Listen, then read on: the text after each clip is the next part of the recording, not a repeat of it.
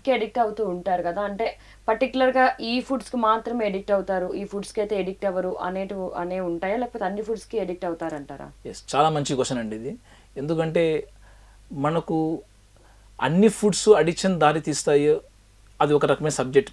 But కొన్ని foods మాత్రం స్పెషల్గా చాలా రిస్క్, అవి అడిక్షన్కి చాలా ఈజీగా దారి తీస్తాయి. అలాంటి ఫుడ్స్లో ఇందా చెప్పినట్టు రిఫైన్డ్ షుగర్స్ ఉన్న ఏ ప్రోడక్ట్స్ అయినా సరే.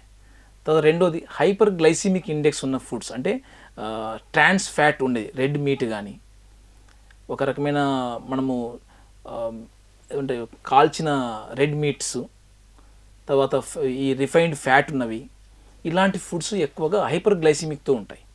ఎనీ ఫుడ్ హైపర్ గ్లైసిమిక్తో ఉండే జంక్ ఫుడ్ని, ఆ రెడ్ మీట్ ఫుడ్స్ని, ఇవి ఎక్కువగా అడిక్షన్కి దారి చేయడానికి, ఎందుకంటే బ్రెయిన్కి ఒక డ్రగ్ లాగా సమానంగా ఈ యొక్క రిఫైన్డ్ హైపర్ గ్లైసిమిక్ ఫుడ్స్ ఏవైతే ఉంటాయి ఇవి హిట్ చేస్తాయి. న్యూక్లియస్ యాక్యుమెంట్స్ ఏరియా అని ఒక బ్రెయిన్లో ఒక ఏరియాలో డోపమిన్ ఎక్కువ రిలీజ్ అవుతుంది మామూలు ఫుడ్స్ కన్నా. సో వాటి వల్ల మళ్ళీ ఎవ్రీ డిస్టర్బెన్స్ టైంలో కూడా ఆ రివార్డు కోసమే, ఆ ప్లెజర్ కోసమే మనిషి ఒక రకంగా ప్లెజర్ సీకింగ్ బిహేవియర్గా మారిపోతుంది.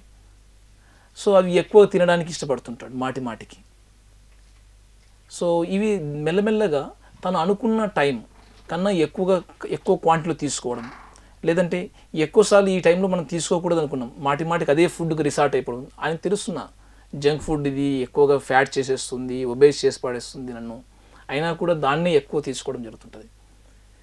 తనకు ఒక్కొక్కసారి కొందరిలో ఈ ఫుడ్ అలవాటు వల్ల ఇంట్లో వాళ్ళతో కూడా కాన్ఫ్లిక్ట్ వచ్చేస్తాయి. మాటికి ఇదే ఫుడ్ చేస్తారు, నా ఫేవరెట్ ఫుడ్ ఎందుకు చేయవని చెప్పేసి పేరెంట్స్తో గొడవపడము, డబ్బు తీసుకొని ఎక్కువ టైము ఈ బిర్యానీ వీటికి వాటికి ఎక్కువగా, చాలా అంటే బిర్యానీ తిన్న వాళ్ళందరూ కూడా అడిక్షన్స్ అని చెప్పట్లేదండి.